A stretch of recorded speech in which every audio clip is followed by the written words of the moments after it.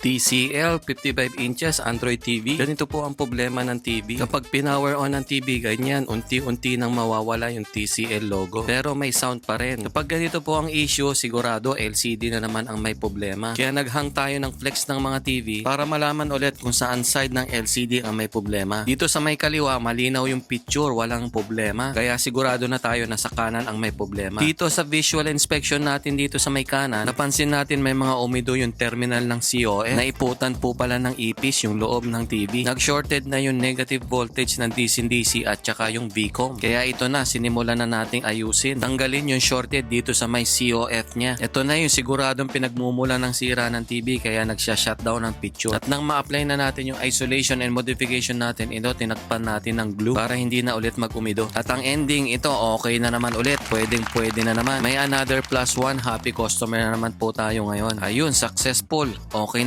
na naman, napakalinaw ng picture, walang kaguhit-guhit. Perfect na naman ang pagkagawa natin ngayon. Maraming salamat po sa unang customer ngayon na si Sir Orly Marqueses ng Cainta Rizal. Sa amin nyo pinagkatiwala ang TV nyo. Mabuhay po kayo. God bless us all.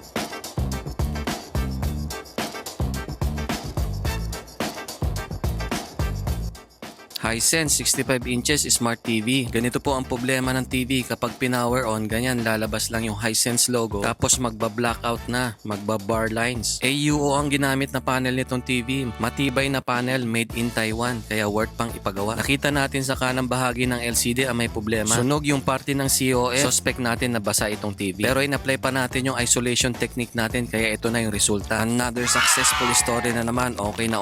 +1 satisfied and happy customer na naman po. Nakakagaan din at masarap sa pakiramdam na nasasatisfied natin ang mga customer natin sa mga gawa natin. No worries naman ang mga customer natin dahil may mga warranty po ang mga gawa natin. Kung may ganito po kayong sira ng TV o kahit ano pang sira ng TV, paki-PM o direct message nyo lang po ko sa messenger ko. Nagsiservice po ko around Metro Manila and nearby areas. Maraming salamat po sa second customer natin na sina Sir Joel at Sir Mark Buenaventura ng Pasig City. Maraming salamat po sa amin nyo pinagkatiwala ang TV nyo. Mabuhay po kayo. God bless us all.